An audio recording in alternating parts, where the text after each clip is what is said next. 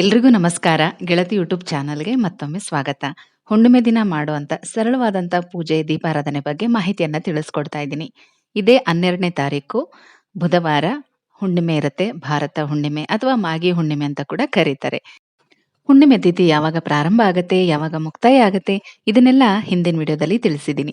ಈ ವಿಡಿಯೋದಲ್ಲಿ ಈ ದಿನ ವಿಶೇಷವಾಗಿ ಲಕ್ಷ್ಮೀ ನಾರಾಯಣರನ್ನ ಯಾವ ರೀತಿ ಆರಾಧನೆ ಮಾಡಬೇಕು, ದೀಪಾರಾಧನೆಗಳನ್ನ ಯಾವ ರೀತಿ ಮಾಡಬೇಕು, ಯಾವ ಮಂತ್ರಗಳನ್ನ ಹೇಳಬೇಕು, ಪ್ರತಿಯೊಂದನ್ನು ಕೂಡ ವಿವರವಾಗಿ ಹಂತ ಹಂತವಾಗಿ ತಿಳಿಸ್ತಾ ಇದ್ದೀನಿ. ವಿಡಿಯೋನ ಕೊನೆ ತನಕ ನೋಡಿ. ಬೆಳಗ್ಗೆ 5:20ರಿಂದ 6:15 ಒಳಗೆ ಮಾಘ ಸ್ನಾನವನ್ನ ಮಾಡಬೇಕು. ತಪ್ಪದೆ ಎಲ್ಲರೂ ಆಚರಣೆ ಮಾಡಿ.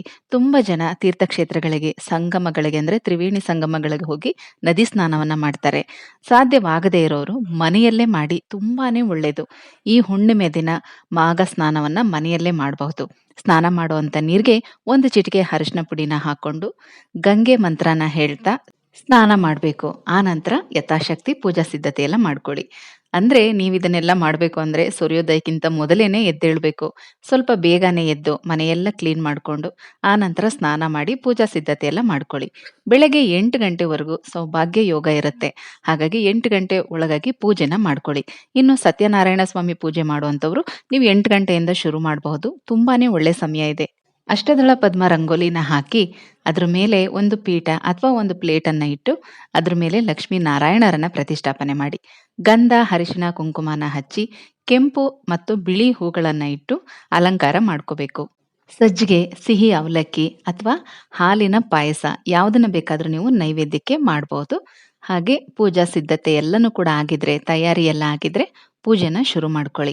ಕೈಯಲ್ಲಿ ಹೂವು ಅಕ್ಷತೆಯನ್ನ ಇಟ್ಕೊಂಡು ಗಣಪತಿನ ಪ್ರಾರ್ಥನೆ ಮಾಡ್ತಾ ಯಥಾಶಕ್ತಿ ಹುಣ್ಣಿಮೆ ದಿನ ಮಾಘ ಮಾಸದಲ್ಲಿ ಹುಣ್ಣಿಮೆ ಪೂಜೆನ ಮಾಡ್ತಾ ಇದ್ದೀನಿ ಅಂತ ಬೇಡ್ಕೊಂಡು ನಿಮ್ಮ ಕೋರಿಕೆ ಏನಿದೆ ಅದನ್ನ ಬೇಡ್ಕೊಂಡು ಹೂವು ಅಕ್ಷತೆಯನ್ನ ಗಣಪತಿ ಮುಂದೆ ಹಾಕಿ ಪೂಜೆನ ಶುರು ಮಾಡಿ. ಮರಿದೆ ತುಪ್ಪದ ದೀಪಗಳನ್ನ ಕೂಡ ಹಚ್ಚಲೇಬೇಕು. ತುಳಸಿ ಮುಂದೆ ಮತ್ತೆ ದೇವರ ಮನೆಯಲ್ಲಿ. ಅಥವಾ ಕಾಮಾಕ್ಷಿ ದೀಪನ ಹಚ್ಚುವಂಥವ್ರು ಕಾಮಾಕ್ಷಿ ದೀಪಕ್ಕೇನೆ ತುಪ್ಪ ಹಾಕಿ ಹಚ್ಚಬಹುದು. ತುಪ್ಪದ ಬತ್ತಿಗಳನ್ನ ಇಟ್ಟು ದೇವ್ರ ಮುಂದೆ ದೀಪನ ಹಚ್ಚಬಹುದು.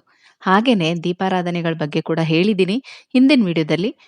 ಹುಣ್ಣಿಮೆ ದಿನ ಸಂಕಲ್ಪ ಮಾಡಿಕೊಂಡು 3, 5 ಅಥವಾ 9, 21 ಈ ತರ ಅಂದ್ರೆ ಹುಣ್ಣಿಮೆಗಳು 3 ಹುಣ್ಣಿಮೆ, 5 ಹುಣ್ಣಿಮೆ, 9 ಹುಣ್ಣಿಮೆ ಅಥವಾ 21 ಹುಣ್ಣಿಮೆ ಹೀಗೆ ಸಂಕಲ್ಪ ಮಾಡಿಕೊಂಡು ಆಂಜನೇಯ ಸ್ವಾಮಿಗೆ ಬೆಲ್ಲದ ದೀಪ ಹಚ್ಚಿ. ತುಂಬಾ ಅಂದ್ರೆ ತುಂಬಾ ಒಳ್ಳೇದು.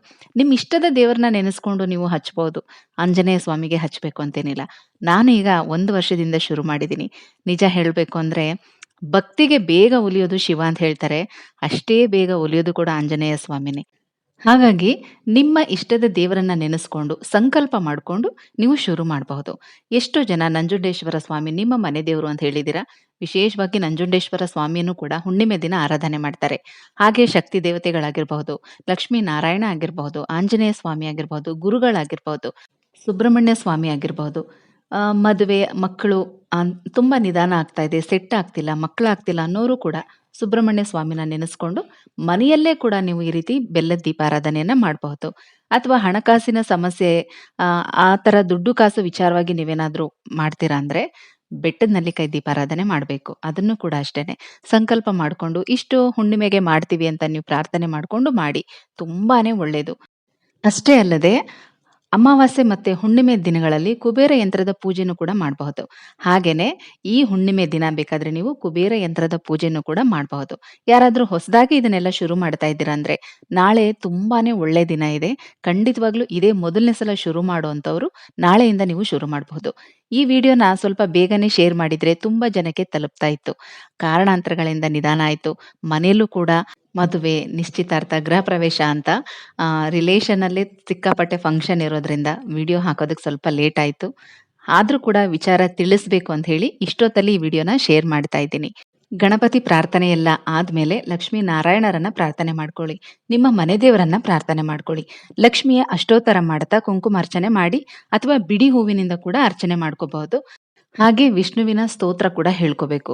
ನಿಮಗೆ ಯಾವುದನ್ನು ಹೇಳಕ್ ಬರೋದಿಲ್ಲ ಅಂದ್ರೆ ಓಂ ನಮೋ ಭಗವತೆ ವಾಸುದೇವಾಯ ಅಂತ 11 ಸಲ ಹೇಳ್ಬೇಕಾಗತ್ತೆ. ಕೈಯಲ್ಲಿ ಹೂವು ಅಕ್ಷತೆ ಇಟ್ಕೊಂಡು 11 ಸಲ ಹೇಳಿ ಅದನ್ನ ವಿಷ್ಣುವಿನ ಫೋಟೋ ಆಗಿರ್ಬಹುದು, ವಿಗ್ರಹ ಆಗಿರ್ಬಹುದು ಅಥವಾ ಲಕ್ಷ್ಮಿ ವಿಗ್ರಹ ಫೋಟೋ ಹತ್ರ ಕೂಡ ಹಾಕ್ಬಹುದು. ಆಮೇಲೆ ಬೆಲ್ಲದ ದೀಪ ಅಥವಾ ಬೆಟ್ಟದ ನೆಲ್ಲಿಕಾಯಿ ದೀಪನ ಹಚ್ಚಿ ಆರತಿ ಮಾಡಿ ಇಟ್ಟು, ಆಮೇಲೆ ಕನಕದಾರ ಸ್ತೋತ್ರನ ಪಠನೆ ಮಾಡಿ. ಅಥವಾ ನೀವು ಆಂಜನೇಯ ಸ್ವಾಮಿ ಹೆಸರಲ್ಲಿ ಏನಾದರೂ ಬೆಲ್ಲದ ದೀಪ ಹಚ್ತೀರಾ ಅಂತ ಅಂದ್ರೆ ಹನುಮಾನ್ ಚಾಲೀಸ್ ಓದ್ಬೇಕು. ಅಥವಾ ನೀವು ಹಣಕಾಸಿನ ಸಮಸ್ಯೆಗೆ ಸಂಬಂಧಪಟ್ಟಂತೆ ಬೆಟ್ಟದ ನೆಲ್ಲಿಕಾಯಿ ದೀಪ ಹಚ್ತೀರಾ ಅಂತಂದ್ರೆ ಕನಕದಾರ ಸ್ತೋತ್ರನ ಓದ್ಬೇಕು. ಓದೋದಿಕ್ ಬರಲ್ಲ ಅನ್ನೋರು ನೀವು ಮೊಬೈಲ್ನಲ್ಲಿ ಕೂಡ ಕೇಳಿಸ್ಕೋಬಹುದು. ಟಿವಿಲಿ ಅಥವಾ ಮೊಬೈಲ್ನಲ್ಲಿ ಕೇಳಿಸ್ಕೊಳ್ಳಿ. ಕೈಯಲ್ಲಿ ಅಕ್ಷತೆಯನ್ನ ಇಟ್ಕೊಂಡು ಕಣ್ಣು ಮುಚ್ಕೊಂಡು ಪ್ರಾರ್ಥನೆ ಮಾಡ್ಕೊಂಡು ನೀವು ಪ್ಲೇ ಮಾಡ್ಕೊಂಡು ಕೇಳಿ. ತುಂಬಾ ಜನ ಓದೋದಿಕ್ ಬರಲ್ಲ ಏನ್ ಮಾಡೋದು ಅಂತ ಹೇಳ್ತೀರಾ, ಅಂತವ್ರು ಕೇಳಿಸ್ಕೋಬಹುದು. ಆದ್ರೆ ಒಂದೇ ಮನಸ್ಸಿಂದ ಕೇಳಿಸ್ಕೋಬೇಕು. ಮೊಬೈಲಲ್ಲಿ ಆನ್ ಮಾಡಿ ಇಟ್ಬಿಟ್ಟು ನೀವೇನೋ ಕೆಲಸಗಳು ಮಾಡ್ತಾ ಇದ್ರೆ ಅದು ತಪ್ಪಾಗತ್ತೆ. ಈ ರೀತಿ ಪೂಜೆ ಮಾಡೋ ಸಮಯದಲ್ಲಿ ಮೊಬೈಲಲ್ಲಿ ಪ್ಲೇ ಮಾಡ್ಕೊಂಡು ಕೇಳ್ಕೊಳ್ಳಿ. ಕಣ್ಣು ಮುಚ್ಚಿ ಧ್ಯಾನ ಮಾಡ್ತಾ ಕೈಯಲ್ಲಿ ಅಕ್ಷತೆ ಇಟ್ಕೊಂಡು ಕೇಳಿಸ್ಕೊಂಡು ಅದು ಮುಗಿದ್ಮೇಲೆ ಆ ಅಕ್ಷತೆಯನ್ನ ದೇವ್ರ ಹತ್ರ ಹಾಕ್ಬೇಕು. ಒಂದ್ ಸ್ವಲ್ಪ ನಿಮ್ ತಲೆ ಮೇಲೆ ಹಾಕೋಬೇಕು. ಈ ರೀತಿನೇ ಮಾಡ್ಬೇಕು. ಆಮೇಲೆ ನೈವೇದ್ಯನ ಮಾಡಿ ಮಹಾಮಂಗಳಾರತಿ ಮಾಡಿ ಮನೆಯವರೆಲ್ರಿಗೂ ಕೂಡ ಮಂಗಳಾರತಿ ಪ್ರಸಾದನ ಕೊಡಬಹುದು. ನೀವೇನ್ ನೈವೇದ್ಯಕ್ಕೆ ಪ್ರಸಾದ ಮಾಡಿದಿರೋ ಅದನ್ನ ಮನೆಯವರಿಗೆಲ್ಲ ಕೊಡಿ. ಆದಷ್ಟು ಮನೆಯವರೆಲ್ಲರೂ ಕೂಡ ಬೆಳಗ್ಗೆ ಬೇಗ ಎದ್ದು ಮಾಘಸ್ನಾನ ಮಾಡೋದಕ್ಕೆ ಪ್ರಯತ್ನ ಮಾಡಿ. ಕೆಲವರಿಗೆ ತೀರ್ಥಕ್ಷೇತ್ರಗಳಿಗೆ ಹೋಗೋದಕ್ಕೆ ಆಗೋದಿಲ್ಲ ಅಂತವರು ಮನೆಯಲ್ಲೇ ಸ್ನಾನ ಮಾಡಬಹುದು. ತುಂಬಾನೇ ಒಳ್ಳೆಯದು. ಮನೇಲಿ ಬೇಗ ಪೂಜೆ ಏನಾದ್ರೂ ಮುಗ್ದಿದ್ರೆ ದೇವಸ್ಥಾನಗಳಿಗೆ ಹೋಗ್ಬನ್ನಿ. ಯಥಾಶಕ್ತಿ ನಿಮ್ಮ ಶಕ್ತ್ಯಾನುಸಾರ ದಾನವನ್ನ ಮಾಡಬಹುದು. ಏನ್ ಬೇಕಾದ್ರೂ ದಾನ ಮಾಡಿ. ಪೂರ್ಣ ಫಲ ದಾನ ಕೊಡೋದು ಇನ್ನೂ ಒಳ್ಳೆಯದು. ಎಲೆ ಅಡಿಕೆ, ಒಂದು ಪೂರ್ಣ ಫಲ ಅಂದ್ರೆ ತೆಂಗಿನಕಾಯಿ, ಅದನ್ನ ಇಟ್ಟು ಯಥಾಶಕ್ತಿ ದಕ್ಷಿಣೆ ₹50ನೋ ₹100ನೋ ಅದ್ರ ಜೊತೆಗಿಟ್ಟು ಅಲ್ಲಿ ಪುರೋಹಿತರಿಗೆ ದಾನ ಕೊಡಬಹುದು. ಅಥವಾ ದೇವಸ್ಥಾನದ ಹೊರಗಡೆ ಭಿಕ್ಷುಕರು ಕೂಡ ಕೂತಿರ್ತಾರೆ. ನಿಮ್ಮ ಶಕ್ತ್ಯಾನುಸಾರ ಅವ್ರಿಗೂ ಕೂಡ ದಾನ ಮಾಡಿ. ತುಂಬಾನೇ ಒಳ್ಳೆಯದು. ನೀವ್ ಏನ್ ಅನ್ಕೊಂಡಿರ್ತೀರೋ ಅದನ್ನ ಕೊಡ್ಬಹುದು. ಇಂಥದ್ದೇ ಕೊಡ್ಬೇಕು ಅಂತ ಏನಿಲ್ಲ. ಸ್ನಾನ, ದಾನ ಮನೆಯಲ್ಲೇ ಮಾಡುವಂತ ಸರಳವಾದಂತ ಹುಣ್ಣಿಮೆ ಪೂಜೆ, ಲಕ್ಷ್ಮೀ ಪೂಜೆ ಬಗ್ಗೆ ಮಾಹಿತಿಯನ್ನ ತಿಳಿಸ್ಕೊಟ್ಟಿದ್ದೀನಿ. ಪ್ರತಿಯೊಬ್ರು ಮಾಡಿ ಅಂತ ಹೇಳ್ತಾ, ಆ ಲಕ್ಷ್ಮೀ ನಾರಾಯಣರ ಆಶೀರ್ವಾದ ಪ್ರತಿಯೊಬ್ಬರಿಗೂ ಸಿಗಲಿ ಅಂತ ಕೇಳ್ಕೊಳ್ತಾ ಮುಂದಿನ ವಿಡಿಯೋದಲ್ಲಿ ಮತ್ತೆ ಸಿಗ್ತೀನಿ. ಹೋಗ್ಬರ್ಲಾ?